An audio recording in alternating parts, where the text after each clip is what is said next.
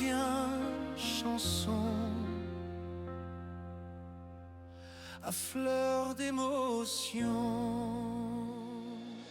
Quand les blessures se dévoilent, l'amour éclaire nos faiblesses. Chaque larme devient une étoile et nous guide vers la tendresse. À fleur d'émotion,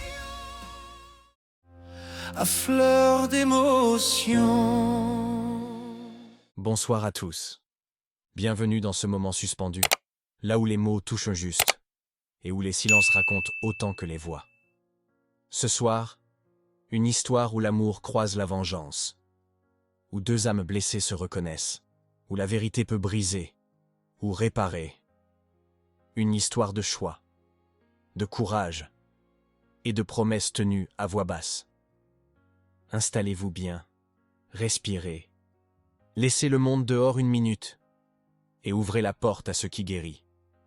Si vous aimez les récits qui parlent au cœur, abonnez-vous.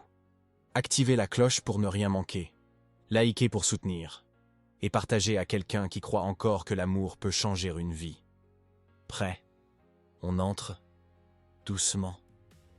Quand l'amour rencontre la vengeance. Une femme marquée par la douleur. Elle avait grandi dans l'ombre des trahisons. Chaque sourire cachait une cicatrice. Chaque promesse brisée laissait une plaie ouverte. Pourtant, le destin avait placé sur son chemin d'un milliardaire brillant, admiré, envié. Mais derrière ses succès et son charme, se cachait un homme brisé par la perte, une perte qu'il n'avait jamais pardonnée. Il s'appelait Adrien Valcourt, héritier discret d'un empire bâti sur le verre et l'acier.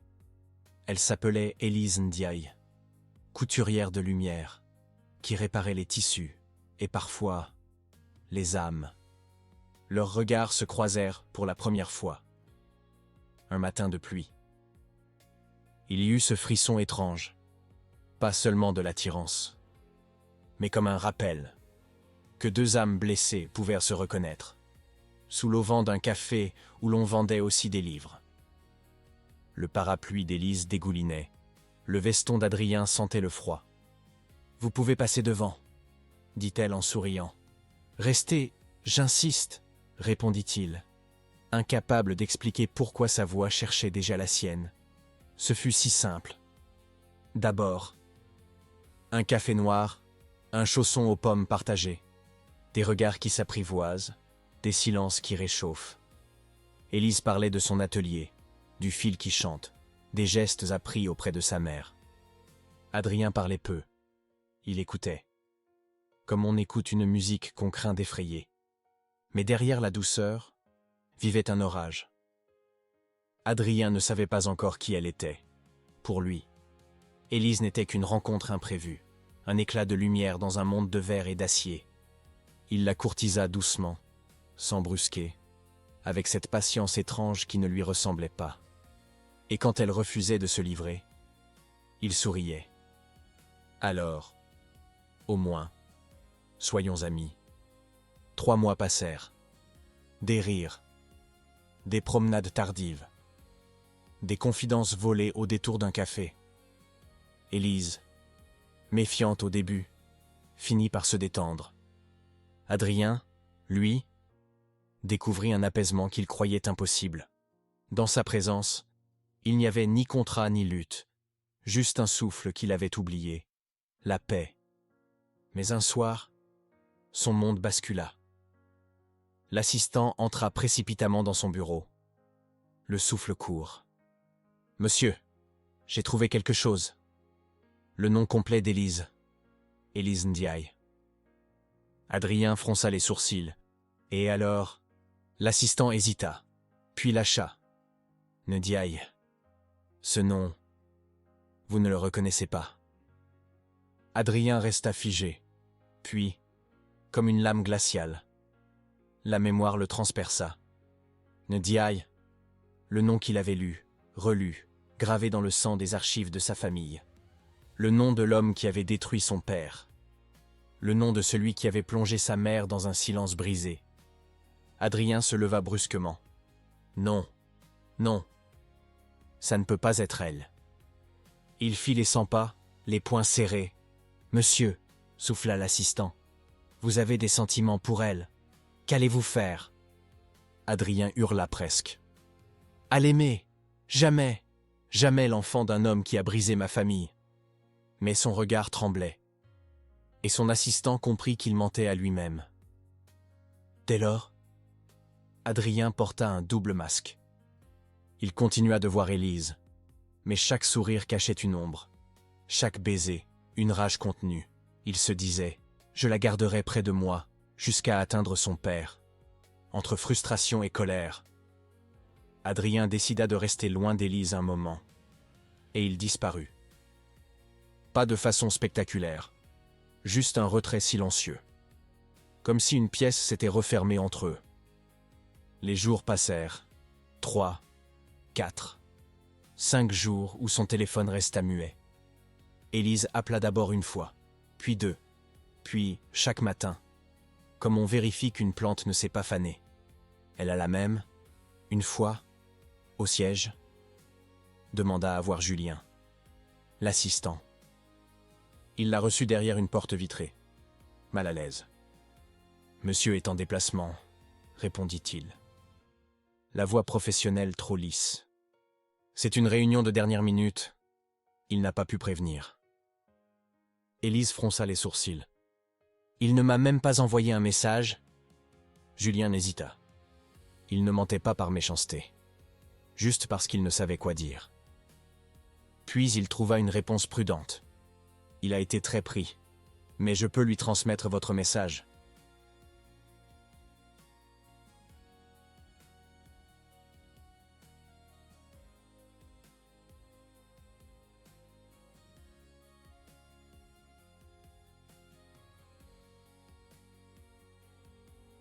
Elle partit avec ce petit réconfort-là, sans vraiment être rassurée.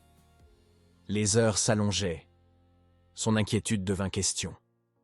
Sa question devint froide curiosité. Elle repensa aux derniers jours passés ensemble, au silence partagé, à la facilité de ses sourires, et se demanda ce qu'avait bien pu faire basculer tout cela. Le 7e jour, son téléphone sonna enfin. L'écran affichait Adrien. Son cœur tapa fort, puis il se reprit. Elle répondit d'une voix contrôlée. « Bonjour. » Adrien parla vite, comme on recolle un morceau de verre. « Élise, je suis désolé. J'ai dû partir pour un imprévu professionnel. Je sais. J'aurais dû prévenir. Je n'ai pas d'excuse valable. » Il marqua une pause courte. « Pardonne-moi. » Elle ne fondit pas tout de suite. Elle avait attendu, et l'attente avait aiguisé sa réserve. « Ça fait plusieurs jours, Adrien, tu avais le temps d'envoyer un message, » dit-elle, sans accusation, mais sans douceur non plus. Il sentit la froideur. Il prit une respiration. « Tu as raison. Je suis passé à côté. Pour me faire pardonner, accepte un dîner, ce soir. J'ai préparé quelque chose. » Il ajouta, presque en supplique. « Laisse-moi t'expliquer face à face. » Elle réfléchit une seconde. Il y avait de la fatigue dans sa réponse, et l'ombre d'un regret. Finalement, elle céda. « D'accord, ce soir. Mais pas de promesse facile. » Ils convinrent d'un lieu simple, une brasserie calme. Quand il arriva, il s'excusa encore, maladroit et précis, brandissant des excuses polies comme des tickets de passage. Il souriait, mais ses yeux restaient tendus. Au milieu du repas, après les plats et les silences mesurés, elle posa la question qui pesait. « Adrien, pourquoi tu as disparu ?» Il prit son temps, sachant que chaque mot pouvait peser lourd. Il choisit la vérité mesurée. « J'ai appris un nom, et tout est devenu confus. J'ai préféré m'éloigner pour y réfléchir, avant de te perdre à la hâte. Je ne voulais pas te blesser, en te gardant près de moi, tout en portant ça. » Élise resta silencieuse un instant, laissant les mots trouver leur place. l'inévitable arriva. Élise, radieuse, annonça timidement. Mon père voudrait te rencontrer. Ce n'est pas officiel, mais il veut voir celui qui me rend heureuse. Adrien acquiesça, un sourire maîtrisé aux lèvres. Dans son cœur, une guerre éclatait. Le dîner eut lieu dans la maison familiale. La table brillait de cristal, mais l'air sentait la méfiance. Le père d'Élise observait Adrien avec une insistance troublée. Chaque sourire du jeune homme lui rappelait quelqu'un, un passé qu'il aurait voulu effacer. Adrien, lui, joua son rôle à la perfection. Courtois, poli. Mais dans ses yeux, une lame. Puis, soudain, le père demanda. « Dites-moi, jeune homme, quel est le nom de votre famille ?» Adrien s'immobilisa, esquissa un sourire glacé. « Je m'appelle Adrien Valcourt, fils de Pierre et Marianne Valcourt. » Le silence s'abattit, comme une pierre. Le père blêmit, sa fourchette trembla, il s'étouffa presque. Élise, affolée, se leva. « Papa, ça va ?» Il toussa, balbutia, mais ses yeux restaient rivés sur Adrien. Adrien, lui, continua calmement. Mes parents avaient un associé qu'ils considéraient comme un frère. Son regard fixa le père. Cet homme les a trahis et détruits. Élise, naïve, fronça les sourcils. Quel monstre aurait pu faire ça, dit-elle, sans savoir qu'elle condamnait son propre père. Adrien hocha la tête. Oui, un monstre. Et ses yeux lançaient une accusation muette. Le repas se termina dans un silence lourd. Le père, tremblant, osa seulement dire à sa fille. Une fois Adrien parti. « Ma fille, cet homme n'est pas pour toi. Quitte-le, avant qu'il ne soit trop tard. » Quelques jours après le dîner, Faustin Ndiaye appela sa fille dans le salon. Son visage était grave, plus encore que d'habitude. « Ma fille, pour ton bien et pour le mien, si tu m'aimes, laisse cet homme. » Élise, surprise, le regarda longuement. « Mais papa, pourquoi? Tu ne me donnes rien de concret. Tu répètes seulement qu'il n'est pas pour moi. » Faustin serra les poings. Il aurait voulu lui crier la vérité. Mais les mots restèrent de prisonnier. Il ne pouvait pas encore avouer. « Parce que je suis ton père, Élise. Et je sais ce qui est bon pour toi. Tu dois m'écouter. » Elle secoua la tête, la voix tremblante, mais ferme. « Non, papa, depuis la mort de maman, j'ai grandi seul. Je n'ai jamais rien exigé de toi. J'ai appris à sourire malgré l'ombre, à me taire malgré la douleur. Aujourd'hui, pour une fois, je trouve quelqu'un qui me donne un peu de lumière. Et tu veux me l'arracher, sans même m'expliquer. Non, pas cette fois. » Le ton monta. Faustin, hors de lui, lança d'une voix dure. « Si tu continues avec lui, considère que tu n'as plus rien ici. Je t'aurais donné le choix. Soit tu l'abandonnes, soit tu quittes cette maison. » Le silence pesa. Élise sentit les larmes lui brûler les yeux, mais elle ne céda pas. Sans un mot, elle monta dans sa chambre, fit une valise simple et quitta la maison paternelle. Quelques jours plus tard, elle s'installa dans un petit appartement. Un lieu modeste, mais libre, où elle put continuer à voir Adrien. Son père, lui, ruminait seul. La colère et la peur le rongeaient, et la solitude le frappait plus fort encore que l'écho des pièces vides. Un matin gris, Élise s'était attardée dans l'appartement d'Adrien. La veille, ils avaient ri tard, partagé du vin, une nuit de passion, et s'étaient endormis enlacés. Adrien, pressé par une réunion, l'avait laissé dormir. Sur la table du salon, un dossier était resté entrouvert. Elle n'aurait pas dû regarder, mais son regard accrocha une coupure de presse. Jaunie, froissée. Valcourt, faillite soudaine. Associé introuvable. Plus bas. Un nom. Faustin Ndiaye. Le sang d'Élise se glaça. Ses doigts tremblaient. Elle n'en croyait pas ses yeux. Son père. Son propre père. Lié à la chute de la famille d'Adrien. Elle sortit précipitamment, le cœur battant. Elle courut jusqu'à la maison familiale. Faustin l'attendait dans son bureau. « Papa, dis-moi que ce n'est pas vrai. » Il leva les yeux, surpris, presque effrayé. « De quoi parles-tu » Elle jeta l'article sur le bureau. « De ça ? Dis-moi, est-ce toi ?» Faustin pâlit. Ses lèvres tremblaient. Il tenta d'abord de nier, puis soupira. « Oui, c'était moi. J'ai trahi, j'ai détruit. Et ta mère en est morte de chagrin. » Élise chancela. « Alors, Adrien, depuis le début, il n'est pas venu pour moi, mais pour se venger. » Faustin baissa les yeux, incapable de soutenir son regard. « Ma fille, cet homme ne t'apportera rien, sinon sa colère, son amertume. Laisse-le, avant qu'il ne soit trop tard. » Élise recula.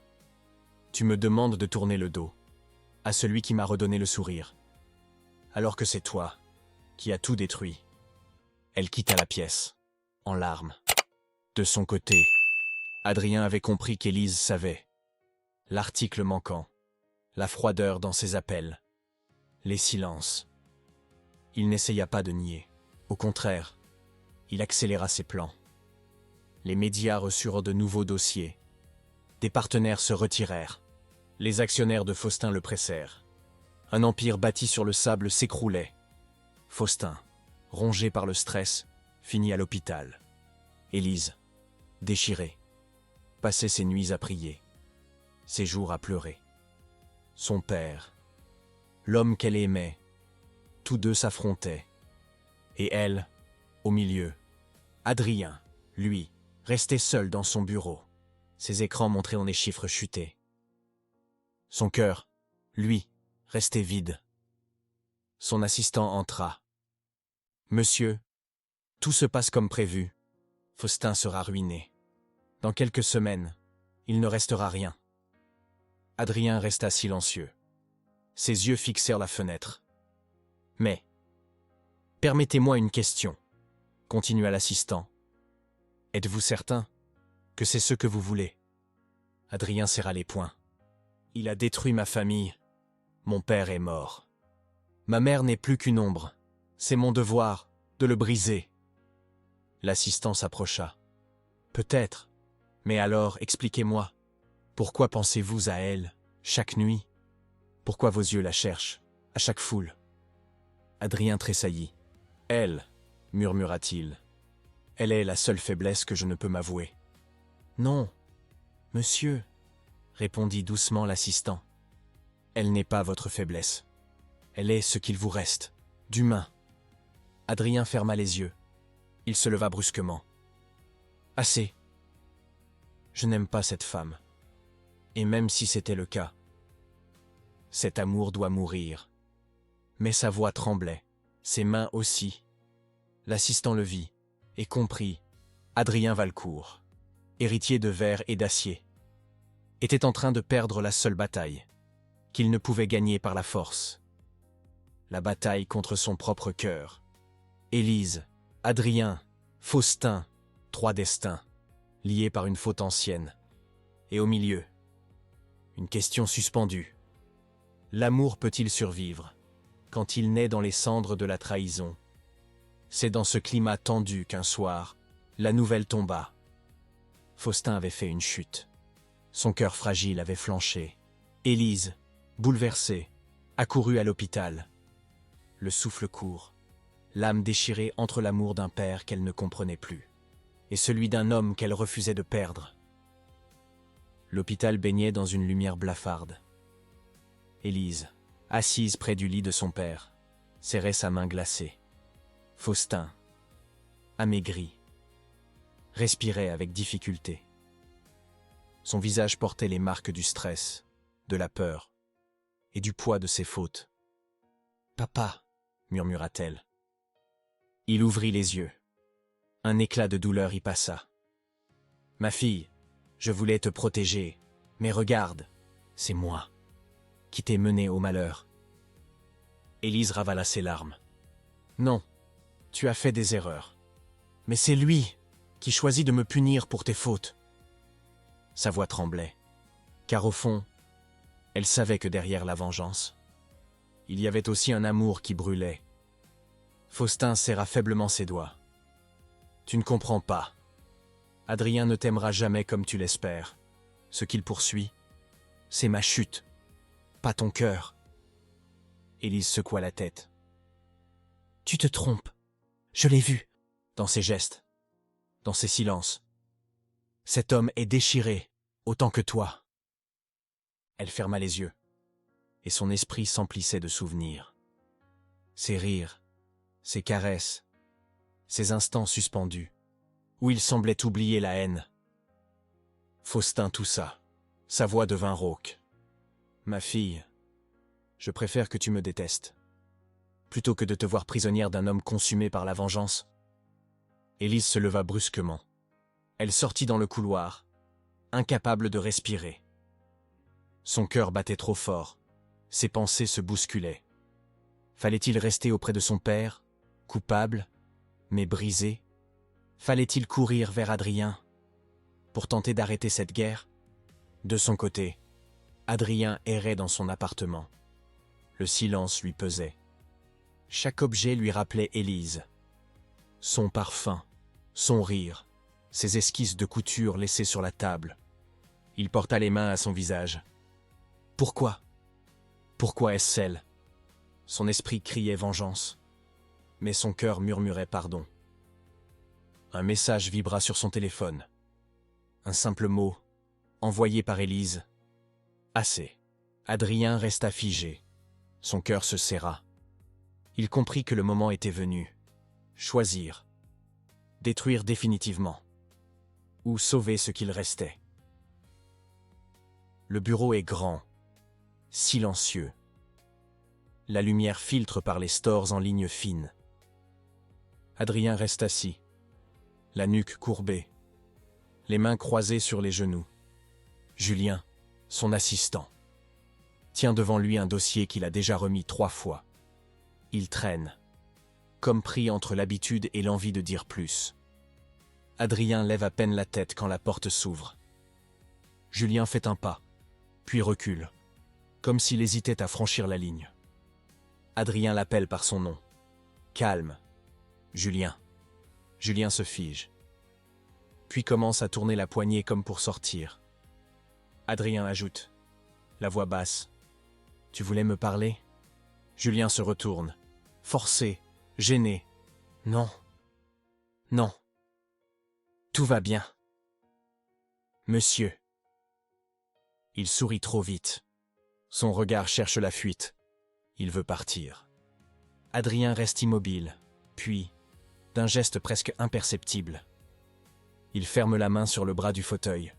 « Attends, reste. » Julien hésite encore, puis accepte à contre-cœur. Il repose le dossier. Adrien le regarde enfin droit dans les yeux. Sa voix est plus douce qu'on ne l'attendrait, mais il y a ce feu contenu sous la peau. « Dis-moi quelque chose, Julien.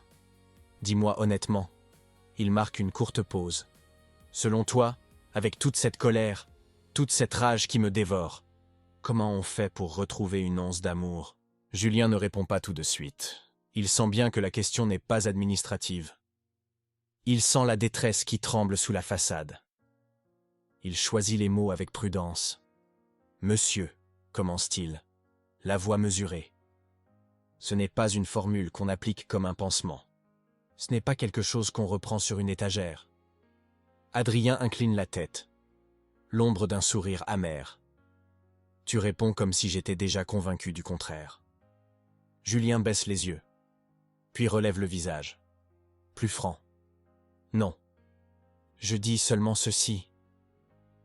Quand vous êtes près d'elle, est-ce que la colère vous tient encore comme un fil?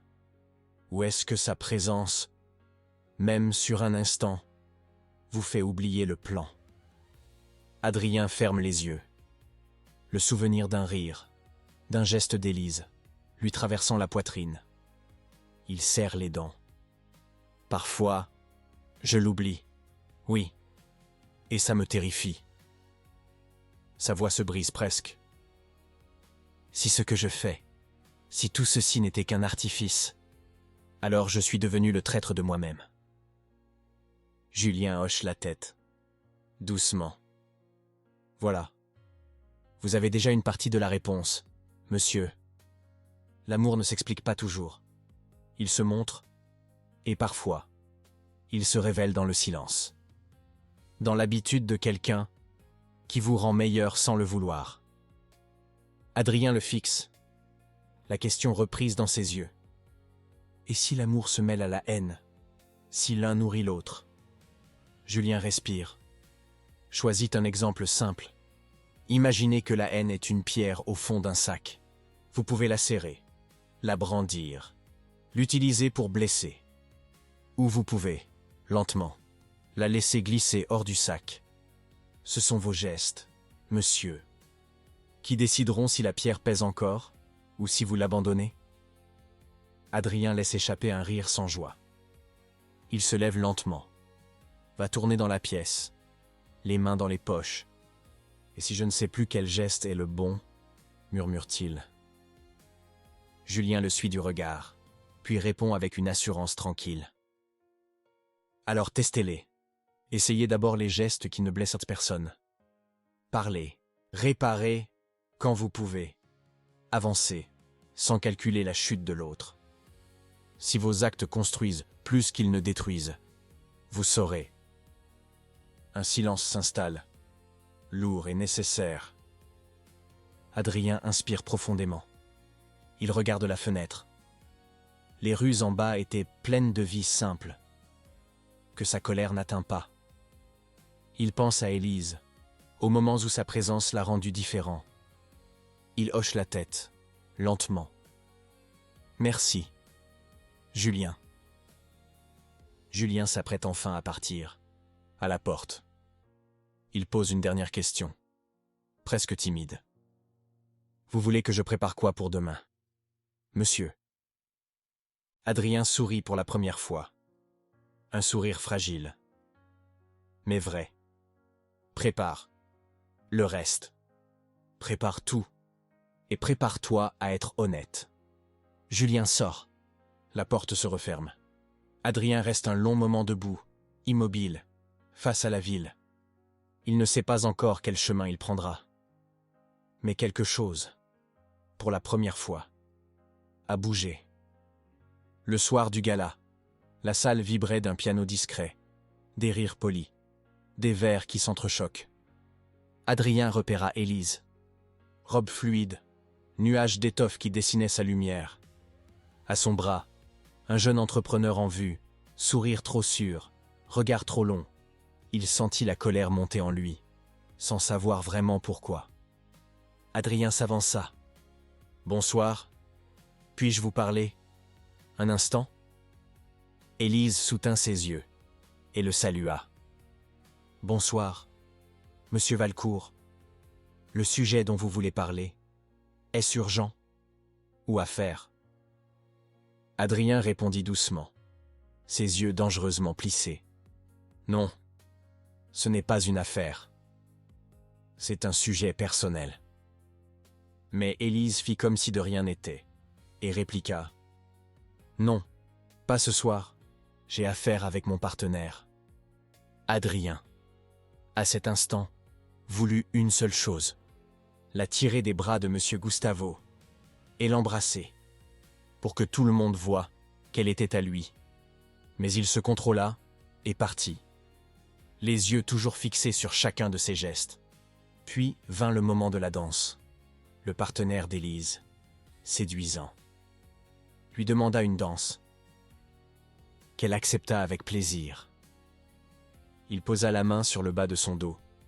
Leurs mains et leurs regards se rencontrèrent. Dans des pas de danse, presque intimes, Adrien déglutit difficilement sa salive. Il serra les poings, jusqu'à les blanchir. Sans attendre une seconde, il laissa ses partenaires d'affaires et dit encore une fois « Puis-je vous parler ? Un instant ?» Elle se tourna, mais quand elle voulut le repousser une fois de plus, il glissa doucement sa voix entre eux. « Dis-moi de partir, et je pars. » Élise s'immobilisa. Gustavo fronça les sourcils. « Je vous emprunte une minute, s'il vous plaît, » dit Adrien, parfaitement maître de lui. La piste venait de s'ouvrir. Il tendit la main. Élise hésita, puis accepta. Leurs pas se trouvèrent sans effort. Adrien guida Élise, une main ferme, mais respectueuse, dans son dos. Elle voulut détourner le regard, mais ses yeux revenaient sans cesse aux siens. « Pourquoi insistes-tu » souffla-t-elle, entre deux pas. « Parce que je ne sais plus me taire, » répondit-il, la mâchoire serrée. « Tu ne devrais pas être là, pas ce soir. Alors dis-moi de m'éloigner, et je le ferai. » Elle sentit son cœur battre plus fort, mais sa fierté la retint. Leur danse était devenue un duel silencieux. Les visages si proches que chacun respirait le souffle de l'autre. Le partenaire éconduit, resté à la lisière de la piste, observait, impuissant.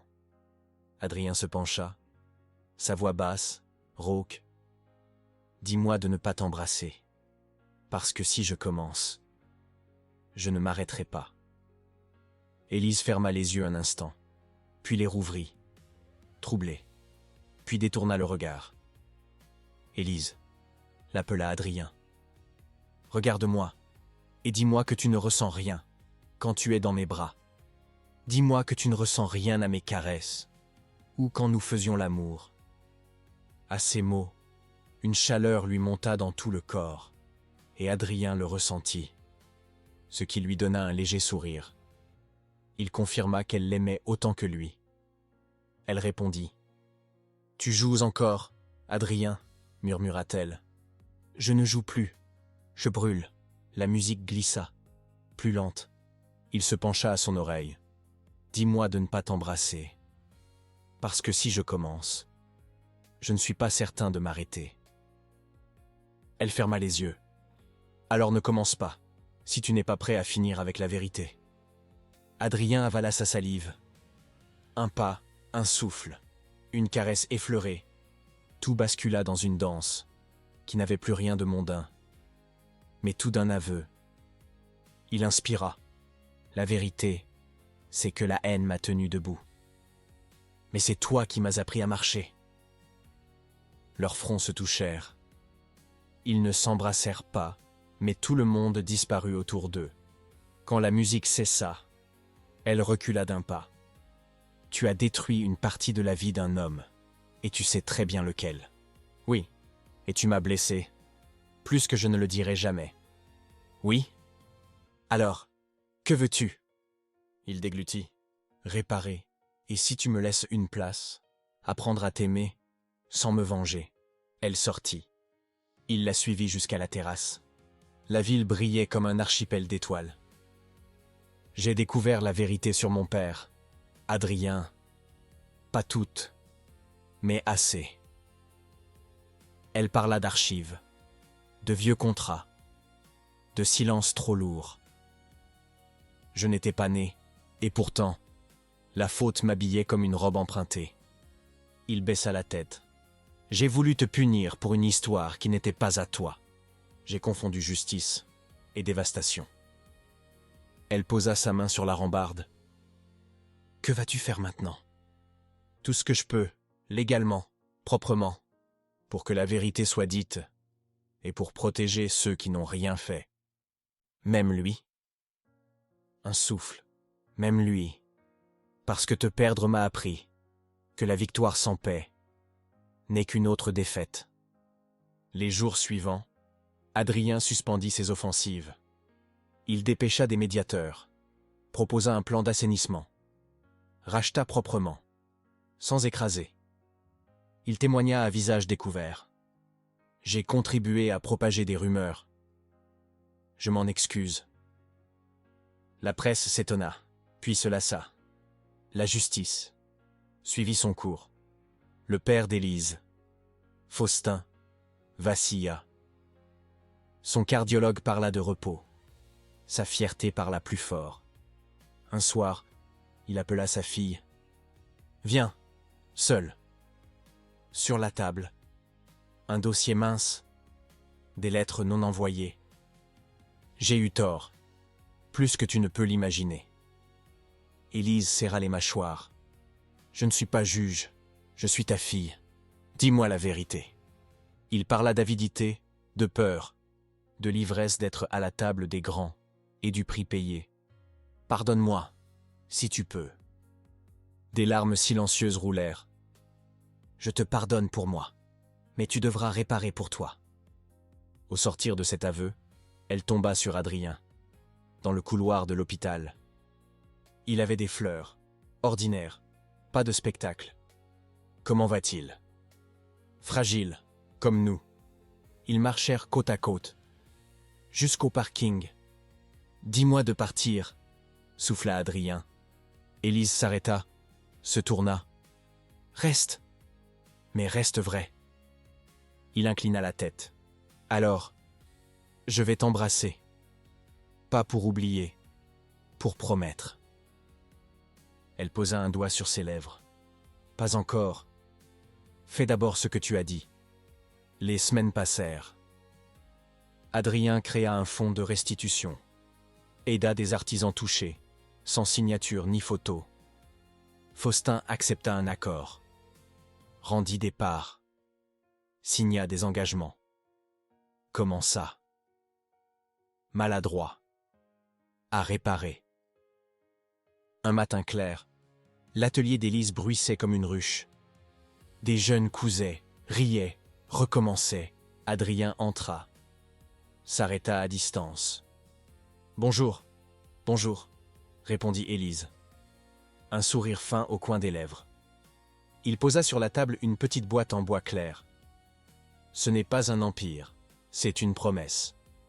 Si tu promets d'être parfait, garde-la. Je promets d'être vrai et de continuer quand ce sera difficile. Alors, ouvre. » Un anneau simple, or pâle. « Dis-moi de ne pas le passer, » murmura-t-il, la voix vibrante. Élise prit sa main, guida l'anneau jusqu'à la paume, referma ses doigts dessus. Pas encore. D'abord, une chose. Elle fit un pas, suffisamment proche pour sentir sa chaleur. « Regarde-moi. Dis-moi que tu m'aimes, sans haine, sans revanche, sans si. » Ses yeux brillèrent. « Je t'aime, sans condition et sans échappatoire. » Elle hocha la tête. « Alors, embrasse-moi et ne t'arrête pas à la peur. » Le baiser fut tendre au début, puis ferme comme une soif que l'on veut étancher. Une fenêtre qu'on ouvre. Dans le bruit des aiguilles et des rires, deux cœurs se remirent au même rythme. Plus tard, ils réunirent quelques proches. La tante d'Élise, l'assistant d'Adrien, deux apprentis hilars. Pas de discours grandiloquent. Adrien déposa l'anneau sur la table de coupe. Notre table, là où on travaille, là où on répare. Élise rit entre ses larmes. Oui, ici et tous les jours. La nuit suivante, ils marchèrent sous la pluie fine. « Dis-moi de ne pas rêver trop grand, » dit Adrien, moqueur de lui-même. « Rêve vrai, c'est assez grand, » répondit Élise. Il glissa sa main dans la sienne. « Et si demain, la peur revient? On lui tirera une chaise, on lui donnera un prénom, et on mangera quand même. » La ville respira. Eux aussi. Question pour la communauté. L'amour peut-il vraiment réparer ce que la vengeance a brisé? Ou laisse-t-il toujours une cicatrice? Le pardon doit-il aller jusqu'à protéger celui qui a fauté? Ou s'arrête-t-il à la vérité dite au grand jour? Et vous? Auriez-vous laissé Adrien revenir? Ou auriez-vous fermé la porte pour de bon? Dites-moi en commentaire. Likez, abonnez-vous, activez la cloche pour ne rien manquer. À fleur d'émotion, chaque histoire révèle nos cœurs.